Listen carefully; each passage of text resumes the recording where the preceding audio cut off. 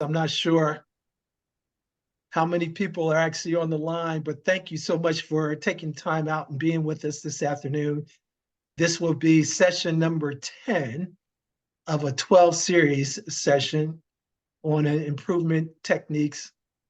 And Roberto will actually share once again the next version of how you can actually improve your work on a daily basis, as well as, let's say, lead projects going through. So without further ado, I'll turn it over to my great friend and colleague, Roberto Vargas, who will lead the way. Perfect. Thank you, Dennis. Appreciate that intro.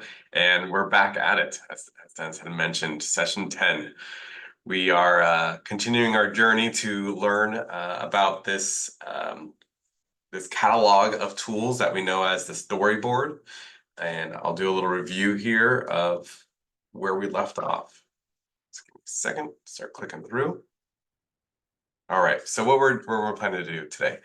We'll talk about a little review, and then we'll start going through really essentially the storyboard, okay? And then we'll talk about another set of agenda to help bring together expectations for you and your team.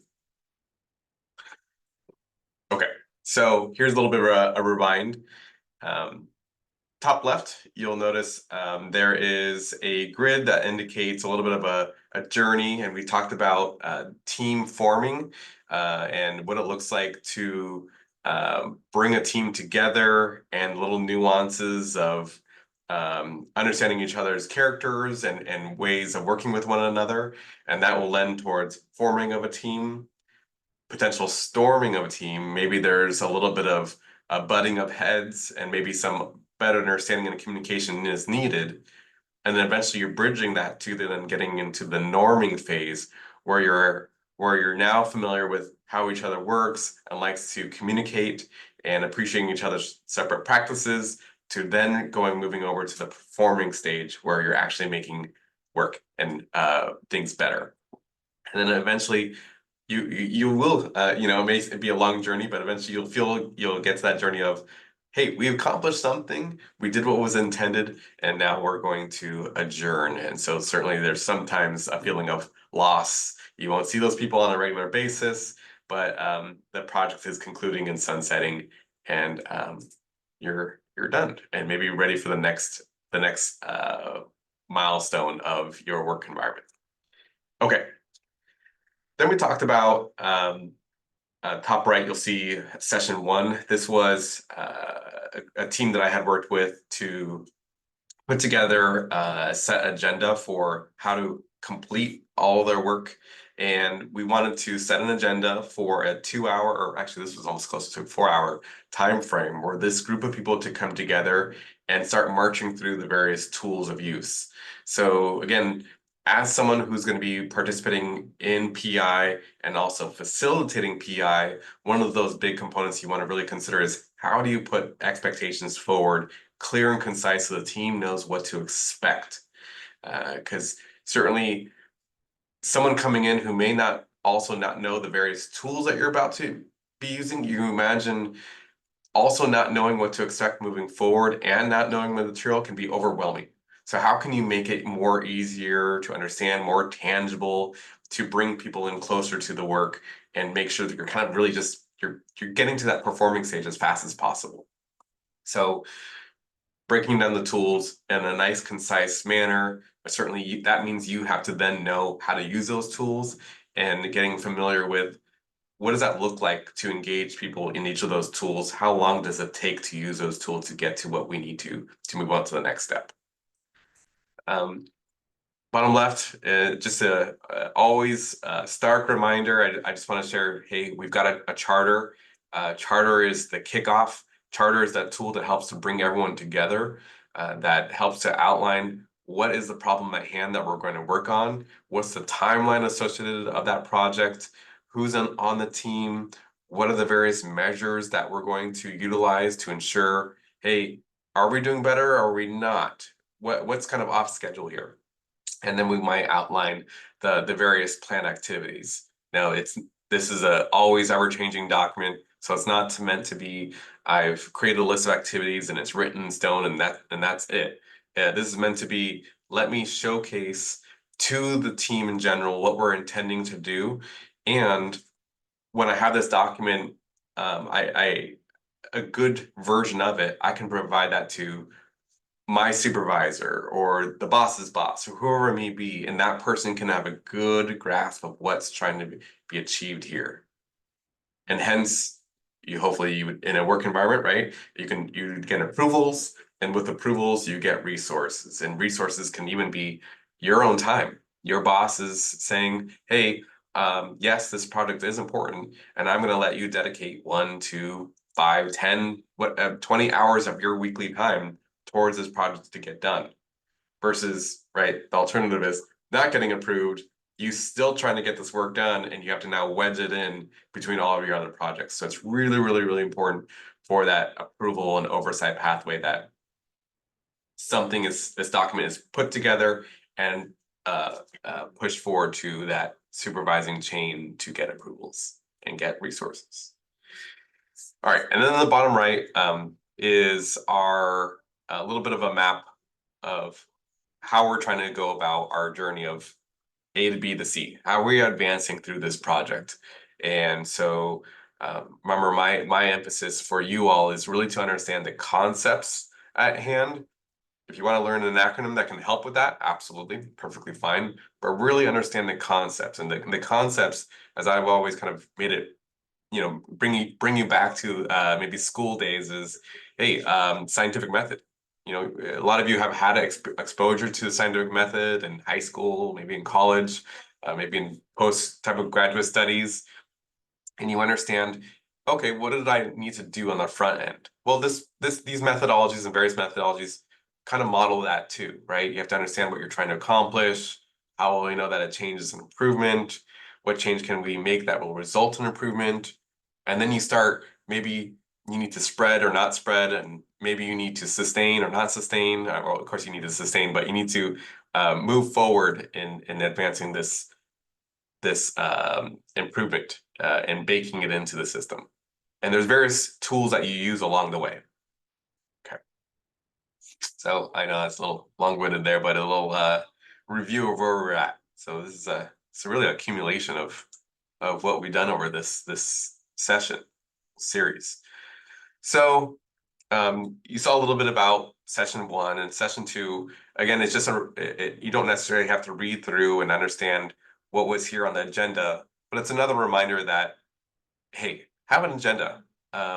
If you're going to be facilitating these things, have something in mind to help bring the audience and your team together to understand what's next, what's expected. Okay.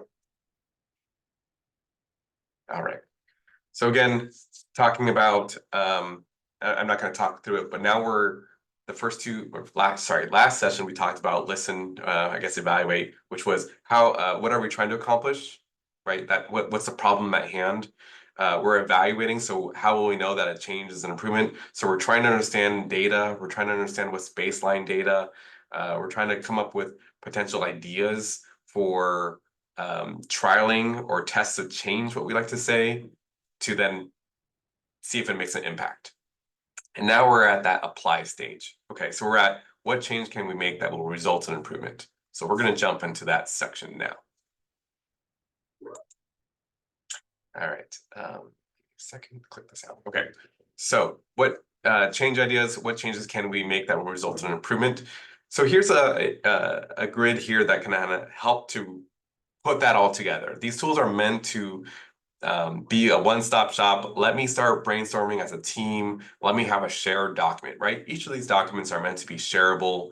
It's meant to be not just you, maybe separately. And certainly you can brainstorm separately and then bring it to the team, but it's meant to be this collaborative tool. So I'll focus on that middle section first that says PDSA. We've talked a little bit about this in the past, and we talked about PDSA, plan, do, study, and act. This is meant to be, I would say, almost similar in nature to kind of what we talk about with scientific method, but it's a little bit more of a small acronym to kind of help to get things going. By the way, is there people in the waiting room, Dennis? Let's see here. 3 people waiting in the waiting room. View. I'm not sure if we, oh, yes. Let me admit some people quick. I think that I see Nicole and Melina Stone. You keep going, Roberto. I get Okay, over. no worries. Okay, so PDSAs, I see. So Plan Do Study Act, similar to how I mentioned that other this right here. You can see the just talking about PDSA plan. You're planning a study. Do, you're actually doing the study. S, you're studying the study, so you're actually seeing the results of the study. And then act, you're doing something about the results. There's some sort of decision that needs to be made. You can see even that acronym kind of plays out through this methodology right here. So it's almost like you're doing your larger study, and there's a study within that study. I know that might be a little bit of a rough transition, but the idea is you in this larger frame. If we're talking about this methodology right here, you're talking about what is your big goal for your project. Okay, I talked about in previous this FitKit project where I'm doing colorectal cancer screening, and I want to improve the rates of participation. So my big goal was to improve people participating in cancer screening. Okay, gotcha. So I'm using this methodology to help drive that.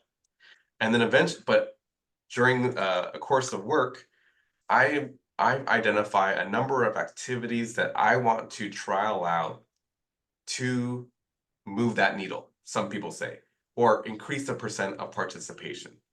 So in order to do that, I need to now test those ideas. And so maybe one of my ideas was, there was a letter that's sent out to patients that share on an annual basis that says, hey, you need to do X, Y, and Z thing. Well, I know I reviewed that letter and I took a look at it, and it was really, really dense. It was a 1-page, super detailed of a number of things that needed to be done on an annual basis. And maybe one of those things was the fit kit, this taking the screening. And so it kind of was buried in there. And then also there was this funny label that was provided as almost like a, if some of you all remember the concept of a hanging Chad back in that voting that 1 year where uh, this piece of paper was not appropriately ripped off and it was just kind of hanging there. That they had this on this document. There was this this backside flip that could be torn away and used as a label. If you didn't know it was there, you could miss it. You could not see the flap, you could not extend it, and you can miss that label, and that label is needed for you to then submit your specimen because that label has your name, your medical record, all that information. And so if you don't put that on the actual specimen that you submit forward, how is the lab who's going to process that specimen know whose specimen that is? And then hence that specimen would be quote unquote wasted. You couldn't associate it with anybody, so you had to waste it.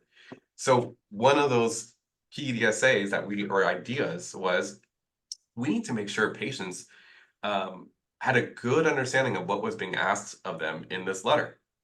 So the idea was, let's revise that letter. Let's start, maybe we get a group of patients and ask them to read the letter and get some feedback. Maybe we do the same thing with our staff. Maybe we talk with some marketing professionals or other professionals with writing, right? To ultimately, I'm just going to make a made up story here, but let's say we on the front end we surveyed patients and we asked them to rate the ability to understand this letter from a 1 to 5. And 5 was the good. You want a bunch of 5s because that means they understood it. But we got 2s, a bunch of 2s, and we said, oh wow, okay, we have a lot of room for growth there. And so maybe at least a 4 is the minimum we really want to get to. And so we do a bunch of interventions and trialing out the writing styles of this letter. And maybe we tried enough times, and by the way, we tried different iterations, different versions of those letters. Each version that we do and we ask the patients for their feedback could be considered a PDSA. It's one cycle of me trialing out a version, seeing if it worked. If it didn't work, then I maybe need to trial it again. And then eventually you're saying, gotcha. So what was the end result? Did I eventually hit my goal? I wanted at least the average score of my patient survey to be a 4. And so I did. So great, I did it. So for that idea, that test of change, which is let's have some good communication with our patients to make sure that they understand what we're asking. I did a number of cycles of change, a number of what's labeled as a number of PDSAs to understand what's needed to eventually hit my goal. I want to go from getting an average response of 2 to an average response of 4 at the very minimum. Each of those ideas is a row, or it's meant to be a row in this grid here. So another idea, I'm not going to go too detailed here, but just to really emphasize. So one of my ideas was associated with communication, or my team, right, was associated with communication. Then there was another idea associated with the lab process. So how did they handle and track the specimens coming in? So we had a process of, we knew it came through USPS, the US Postal Service, because patients would receive these in the mail, these kits. They would fill them out, complete them, and then send them via email to our lab.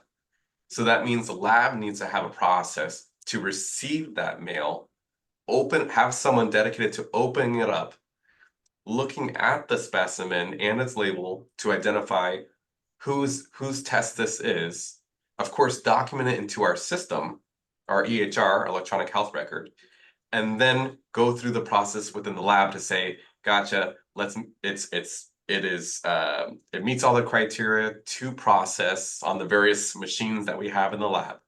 And there's a lab scientist who does that. And so you're putting them in front of the lab scientist, or they themselves are getting the specimen, however it may be, to then run. You can see how there's a number of steps in there. And of course, with many steps, there's also opportunities for deficiencies. Again, making stuff up. Stuff can drop off the countertop and hit the floor. Shoot, now we have to waste it.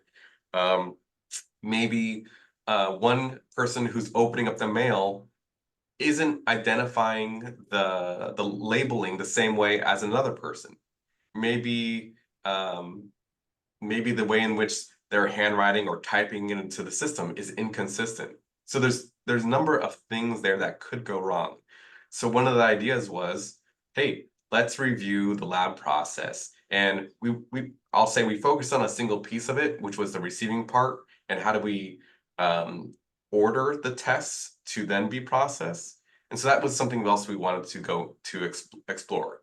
And so we explored, we trialed, and the idea was to ensure that we were really efficient with our time, because time's important, right?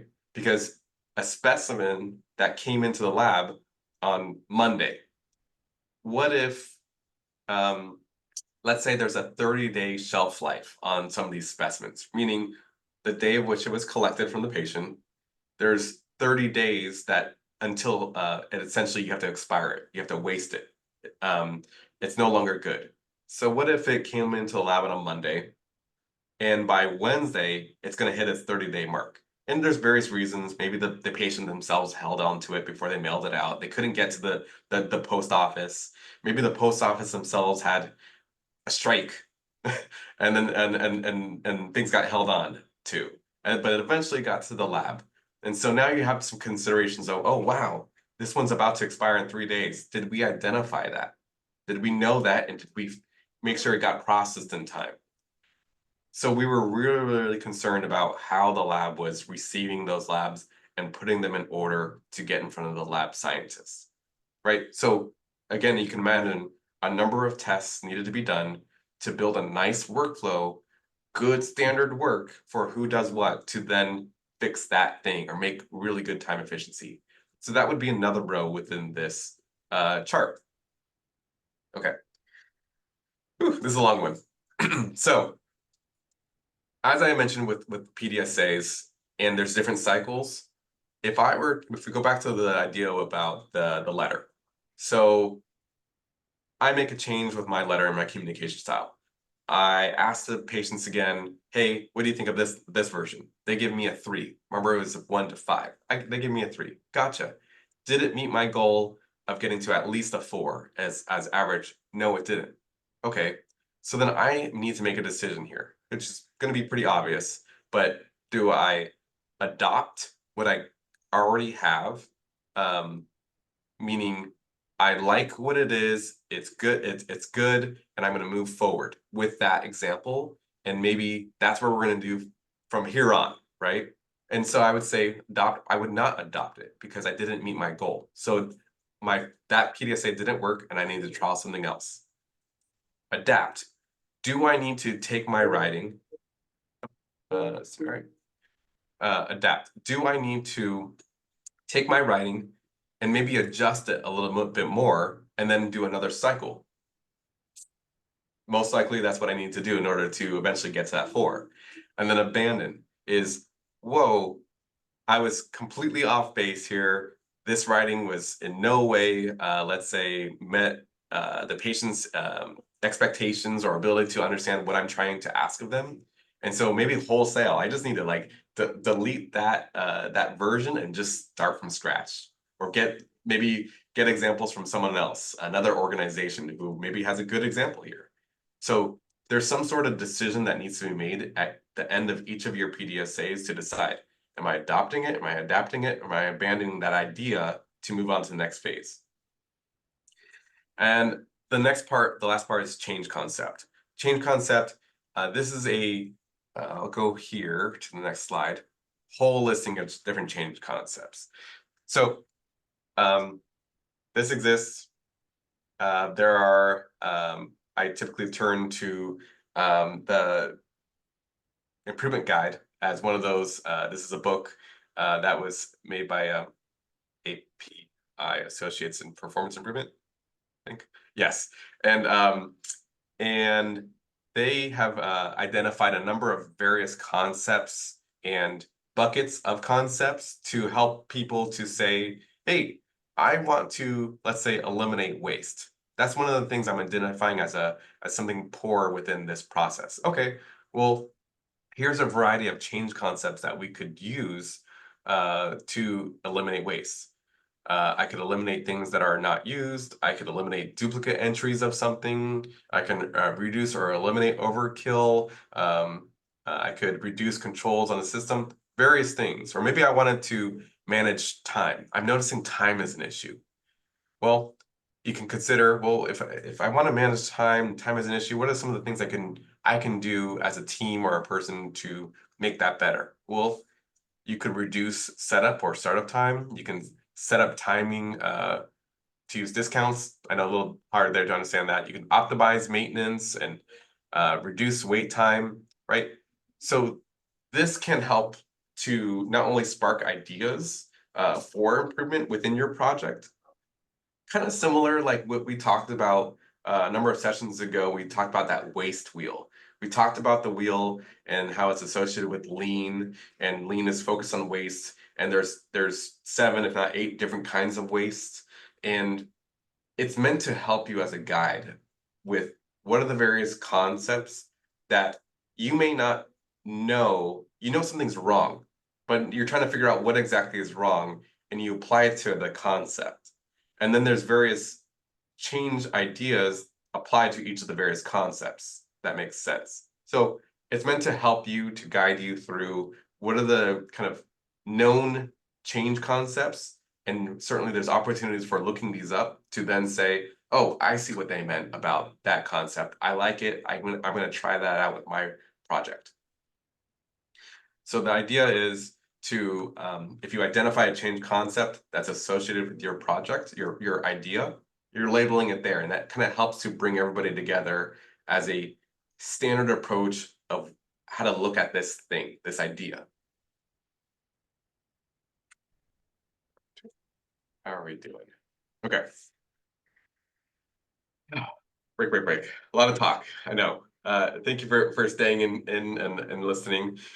All right. We just talked about applying. So high focus on doing your PDSA, high focus on measuring what you do, and so as you do what you are, as you carry out the study that you have put together. So me, for instance, I want to um, um, change the communication to patients, and you heard me say, well, the way in which I measured that was I surveyed the patients to see, did they like it, did they not like it, did they give me a 1, 2, 3, 4, 5. That information can go onto one of our favorite tools, a run chart, control chart. Really depends on how many bullet points you have, right? Or bullets of data that you have. Remember, 12 or more, you can use a control chart, 12 or less, run chart. And the idea is I can showcase, hey, for each of my PDSAs over time, how did I perform? Am I getting closer and closer to a 4, a 5, or not? So in that study phase, you are collecting data. So I collected data by surveying the patients. All right, so we're now going to go over to the next phase. And these are, the next two phases can be one or the other depending on what kind of projects you're doing, in what order here. So one, it can be, this next one is going to be talking about spread. You have a certain idea in front of you, and let's say I'm doing some sort of project in, well, I could just talk about the lab again. I'm doing one project at the hospital lab. So we have a lab at the hospital, but there's also a lab at one of the clinics, and they do the same kind of work. And so if I want to make sure that if I'm doing some sort of improvement at the hospital lab, that also might apply to one of the clinic labs, I probably want to make sure I spread that idea to the clinic lab so that it's standard across both locations, right? So that's this area that we're going to talk about, which is scale and spread. I'll get into later about this nurture environment, which is more about sustainability. If you have a project that is not spreading, maybe you don't have multiple locations, maybe you just have one location that you're working on, and let's say your PDSA eventually got to the results that you wanted. Again, you would not, and you're not planning to spread to another location, then you would then move over to, hey, how do we build in sustainment? So you would skip over this spread part and move straight to how do we sustain? Okay. All right. So as long as I branch that. So we're talking about spread. Again, another fun chart. It's meant to be a tool to help to guide the team and move people forward. There are various columns here to use that, you can use them. And I'm sure there are other variations to this, but one column talks about what action. So if I had one action of, hey, how do we receive specimens at the lab, just in general. Maybe it's not necessarily about cancer screening, but just in general. How are we receiving? How are we logging? What's the time frame needed? Who's doing the work? By when? All of all that information. So if I'm doing some sort of project to improve how we receive specimens at the hospital lab, and then as I mentioned, it applies at the clinic labs, then one of my actions could be, hey, I want to identify who's the person to actually receive for the very first, like actually lay hands on the specimen, right? There could be another action that's about, hey, how is it logged? What tool are we doing it in some sort of electronic record? Is it a paper-based, right? These are all different ideas that I had maybe worked on at the hospital environment, but I want to make sure I apply them to the clinic environment. And so those two ideas, who receives it, I want to make sure it's really clear who receives it. I want to make sure it's really clear how those specimens are logged. I need to then go through the process of, let's build a plan of how do we transition that and spread that to the clinic.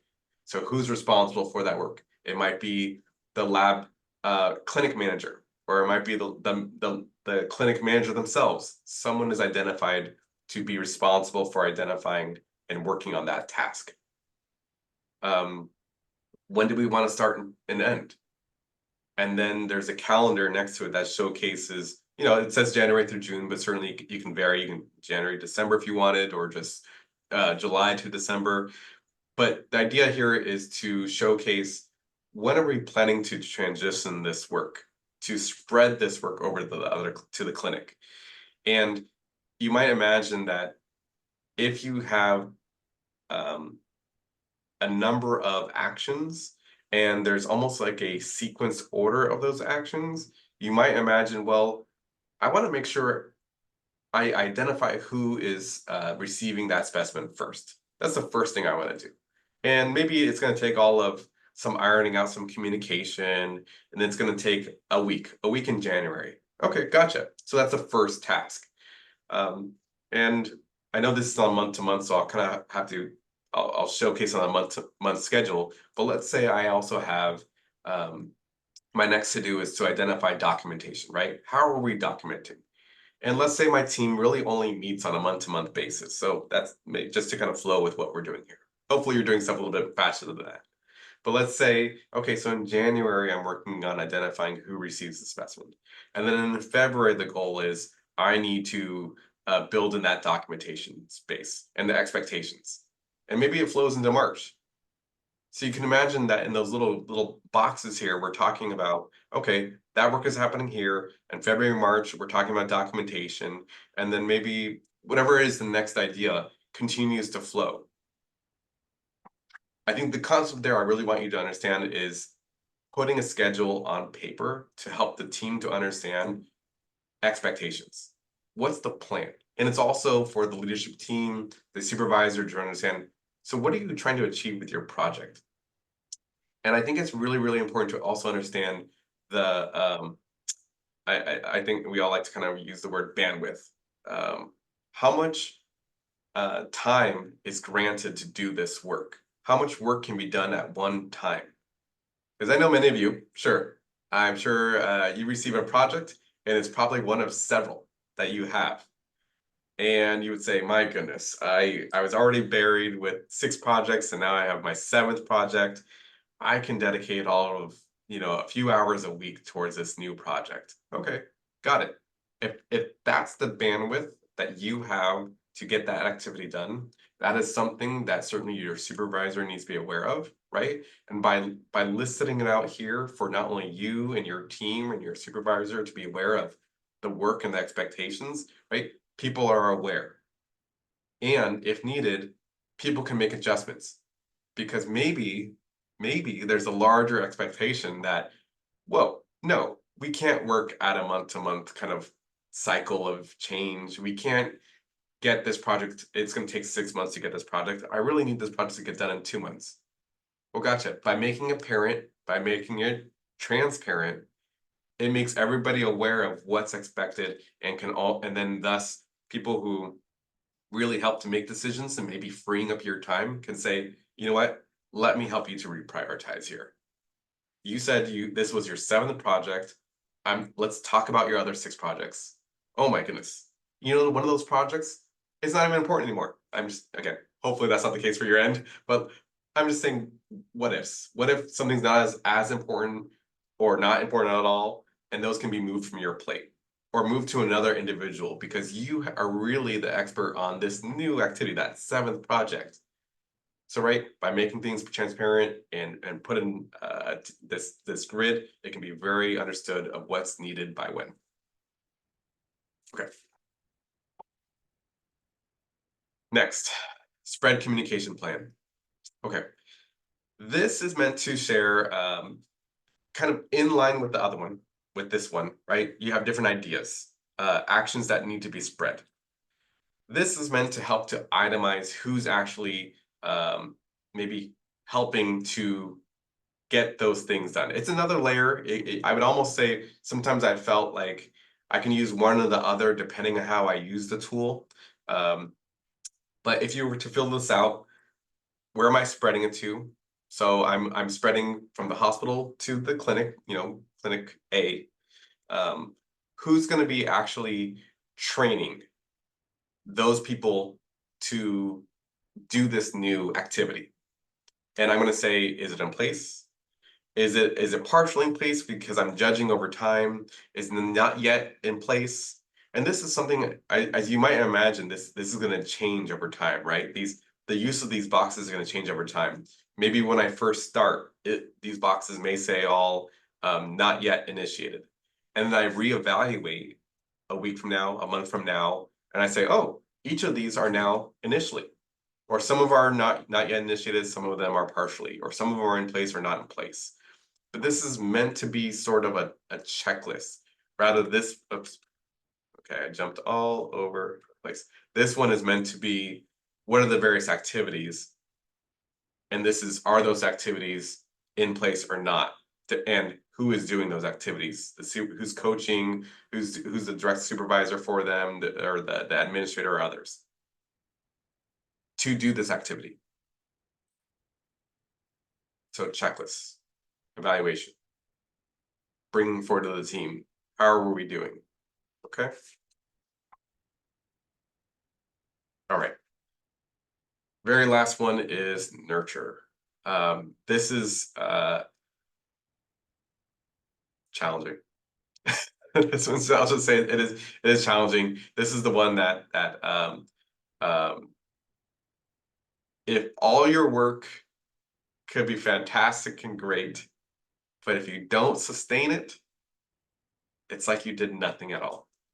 And this is something that I know I learned early on, where I thought I had done something, and I thought I did some great change, and maybe I used some type of took the foot off the pedal, the hand off the steering wheel, whatever it may be. I walked away, I went to another project, and I come in by and check on it a month, 6 months, a year later, because I thought I had really set something in stone there and made it work.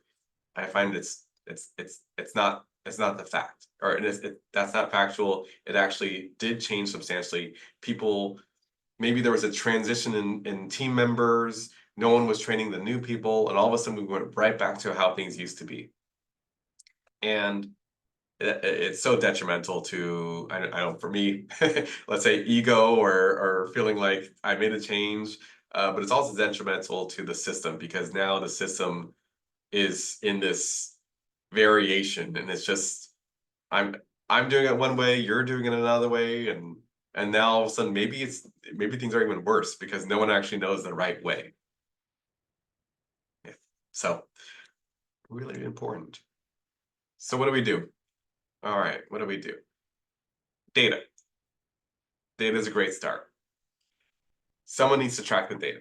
There needs to be, we've already talked about outcome measures and process measures and balancing measures. Who is looking at that data? Remember me, maybe I didn't say specifics, but that project I did put out the gas, I walked away. So I didn't put myself as responsible for reviewing that data. I thought someone else was, or another team or group of people. So I stepped away and I did something. Guess what? I didn't bake it in, or I didn't set enough expectations for who's supposed to be reviewing that data and what they do about it, or with the information. So this is meant to say, hey, put your data down. I know this is a storyboard, and the storyboard is kind of like it's a series of tools that you use to help your team move forward. It could also be a way in which you demonstrate your project once it's complete. But this is also can just be used as a reminder as you think about this storyboard concept. A reminder: have your data available in a nice, concise way that showcases what's happening. And I think I want to call out the word annotate. It's really important to not only have data, but as you analyze it, and don't be afraid of the word analyze. I know we talked about various kinds of techniques for analyzing and using the various run chart or control chart rules. So you analyze it, you understand what your data is saying. And let's say your data moves in a direction that you didn't like. Maybe if down, you have a run chart and it's going, and down is good, but all of a sudden you have a spike towards up. So up is bad. Why? someone needs to review that data, see that little blip, that spike, and the team needs to come there to understand why. Why did that happen? Don't let anything just pass by and just say, well, it was only once. Well, once can also doom you too, because it could happen again, and it could be a precursor to something else. So annotate, meaning write down what you think happened. And sometimes I know it's hard with projects that have multiple variables that impact the data. Try your best to really understand, why did that thing happen? Maybe someone went on vacation. And they were the ones who were the primary user of or doer of that work. Maybe it was there was a holiday, so everybody was off. Maybe a machine broke down, and no one was made aware for a day or two that that machine broke down, and so we couldn't get our project back on track because the project would depend on that machine, right? Understanding that information. And also important are key takeaways. So while annotating your chart is great, and I'm sure over time, as you might imagine, you will have a number of annotations because your data may be going up and down, and you need to annotate it to say, okay, this happened on this date, this happened on this date. Think about your audience as well, and how often you're presenting to your audience. If you give someone a chart and say, hey, look at this, and you did a really good job of annotating, and you're saying, hey, this happened, this happened, this happened, but there's multiple things that happened, from the audience perspective, from the person who's reading the chart, help them, and certainly for executive team members who maybe not have as much time to read through things and really wants, give me the meat and potatoes. Tell me what's my takeaway. Put on the chart or on the document the key points you want to emphasize, 1 or 2 bullets. On this date, we identified this machine went down and no one was aware that it went down or escalated it. What we put into place was X, Y, and Z action. Gotcha. The idea is that that blip will never happen again because you've built in some standard work. Okay.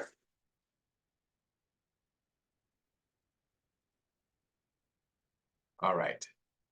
Next up, process maps. We talked about process maps before. We talked about process maps, and you start one of your initial things with doing a project to begin with is to have a process map. Process map is meant to show, here's where a project started, or this is where the first step in the project, the initiating step, and then every step thereafter. Great. So and your team knows exactly what are the steps of this process at hand. And then you've done changes now, and those changes are meant to probably adjust the process, right? You've made some change.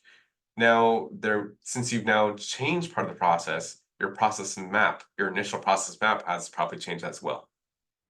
So the idea here is to now map out your new process map. It's meant to, again, for the audience, hey, I could reflect back at my initial map, and I can reflect back at the map I have in front of me right now, and you can now see the difference. Look, that step is gone, or those steps have merged, or now there's a whole new process line because there's a decision step that needs to, right? Now you have a decision tree, essentially, but now you know that there's some variable in there that requires if this, then that. Okay, great. You've identified it, you can showcase that something has changed, and now you're providing that information to the audience. Oh, financial impact. Okay. Always a challenge one, at least sometimes for me, is, not necessarily the finance guy, though I'm more familiar, is figuring out the impact to finances associated with your project. This can be challenging. I know sometimes performance improvement work is a little bit of I feel like gray area. You need to talk about money saved, and there's some predictive things that need to be done. So, okay, I made something more efficient. What does that mean, right? That's the thing that you should be thinking about when you talk about the financial impact in general. Okay, I made something more timely. I had step 1 to step 2, and it took 5 hours, and now 1 to step 2 now takes 2 hours. Okay, so what? Right? You know that it improves things, but what does that mean as far as financial impact? So I'm gonna some of this I'm just saying sorry in advance. It is a hard one to tackle, and I'll say for me, I'll just kind of give an example of how I applied it to this cancer screening project that I did. So we had um, again, the goal was to increase the participation rate. So we want more patients to certainly they receive these kits, but we also want them to, of course, participate and send them back. Okay, great. That's our goal. There's a percent goal. Maybe one thing you might be immediately thinking about is, well, there's a cost to these kits, right? There's a cost per kit. There's a cost for the stamp to be sent through mail. And if there are kits that are not being utilized, then it's money or expended or used that didn't go towards the goal, which is getting participation. So one of those things that I calculated was, okay, so I know the cost of the kit, I know the cost of the postage stamp. Okay, got it. So that's my cost. And I know how many kits I'm sending out per month. Okay, gotcha. So just by multiplying those together, I'm saying this is how much we're spending on sending those kits out per month. Okay, gotcha. What's another variable in there? Well, participation, so I want to get them back, right? So it's one thing to send out, but it's another thing to get it back. Okay, so how many did I actually get back? Oh, okay, so I got these many back. Okay, so then doing a little bit of math there, you can say, oh, okay, this out of this percent is of I got back. I do the math there with how many I got back, or you can say how many got wasted times the cost. We'll then say expenditure, or vice versa. How much you wasted, how much you gained, and that's my financial impact. So ultimately, it said I went with how much money was expended to send out these kits with the idea I was less money was spent because there was an increase in participation. Like less money was wasted because those specimens were never used because my participation in this from patients increased. Right? Okay, great. And I think this is the very last one here. Good, we're almost at time here. So control plan.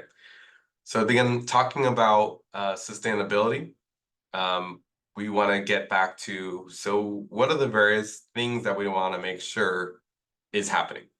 Well, I talked about various measures. We have outcome measure, processing measures, balancing measures, and I had shared an example of a project I did a while ago, and I thought someone else was monitoring that data and it wasn't.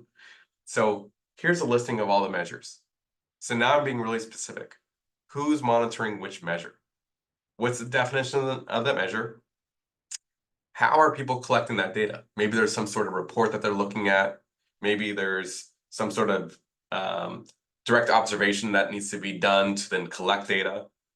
I'm saying how frequently am I looking at that report, or how often am I collecting that data? What's the goal of that measure? You know, if I'm going from this percent to that percent. How am I continuing to control or monitor it? Maybe it means I'm presenting this data at a monthly meeting. Okay, so they are monitoring it. I'm bringing it to their attention. I'm the one who's maybe doing the reporting and then providing it to this committee to oversee it.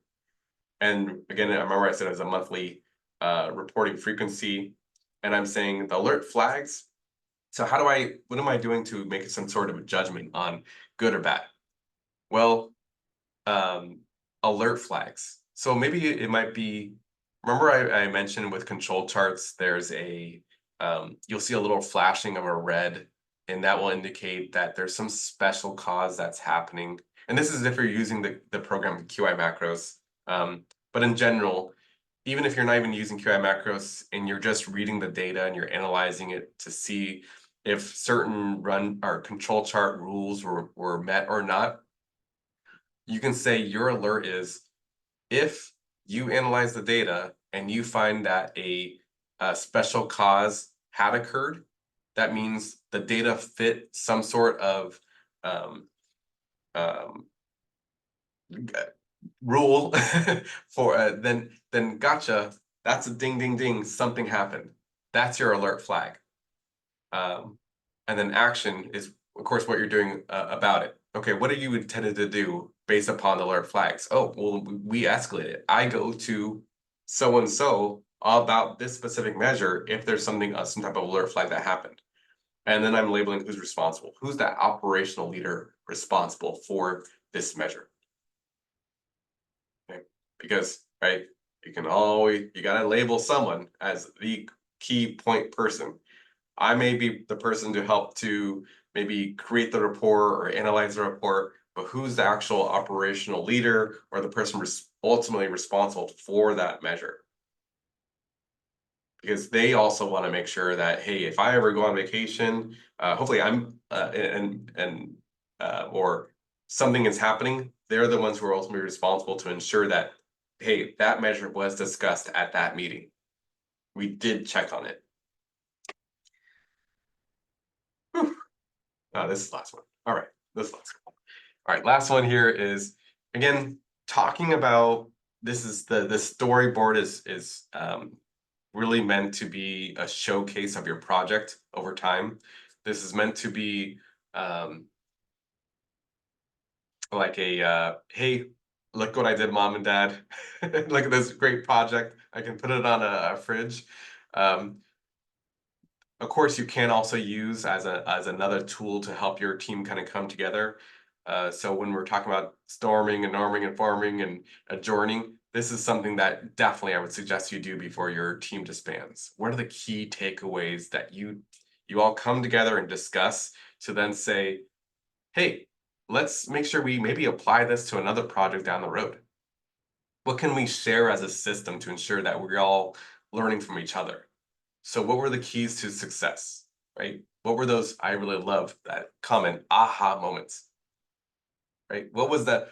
Wow, I had no idea that person was a part of the process, or I had no idea that this much time was wasted because of X, Y, and Z thing, right? What are those key takeaways and barriers? Maybe you find not only just something a part of the process, but maybe one of the barriers is you didn't have the right team members there. Maybe you had only a leadership team and none of the people who are actually doing the work, right? And if you had no one actually doing the work present, then they weren't able to share those little nuances of this is why things are bad. And probably the people who are doing the work are the ones who are often sharing and aware of what that phrasing workarounds. Because this process is broken, because there's deficiencies, we have to do X, Y, and Z thing. So what were the barriers that you saw? Maybe there was some financial burden. Maybe there was there was no one making a decision. I know with one of my pieces and previous projects, some of the folks, there was a large expense and there was a decision that needed to be made, and people were scared to make that decision. Oh, do I want to make that system decision to make this large expense?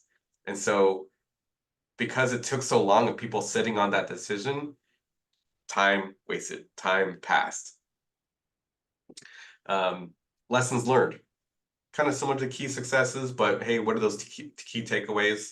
Next steps, right? If you're part of that initiative, let's say you're only the team who, remember I mentioned about spread projects and talking about lab and at the hospital, maybe there's a separate team who's associated with the clinic lab. So your next steps are you're outlining, this is what we would like to do for the spread team. You guys, we think that you guys should take this this set of workflows that we have designed and go through the appropriate steps of spreading to your location and being respectful of maybe the culture at your clinic, maybe the different setup at your clinic, those type of things. Okay. I am done. Thank you so much, everyone. I definitely open up questions, concerns. Dennis, certainly No, this was fantastic, Roberto, as always. Let's just open it up. Say Crystal, Clayton, Letty, anybody else on the line? Do you have any thoughts, feedback, comments for Roberto? He did a beautiful job walking through all the parts of a really good project. And the tough piece in there, I just took my notes out, Roberto, and everybody else, is that financial, that piece is actually putting a price tag on the work itself. It was like this before. And your example, okay, hey, we sent out, let's just say 100 kits, and each kit costs $20. And if we don't get, say, 40% return rate, we've got a 60% waste factor in there. So we improved that return rate from 40% to 80% or 75%. Mm-hmm. We reduce our waste by X amount. So it's a great example, but that's where it gets really tricky and tough. And I always recommend that if you're in that position or thinking about that, contact, like either Roberto or one of your PI experts and or your finance experts. Now, finance might be a little, this is small potatoes. I don't want to deal with it because it's not on my radar screen or it's not one of my priorities. But as we go forward and get everybody into this problem-solving mindset, it's going to be a big deal because the county is now looking at ways and means how we can actually shift some of the things that are not adding value to other things that it can add more value to our darling patients and the communities that we serve. So in any event, great job, Roberto. But does anybody have any questions or what would you like to know more of?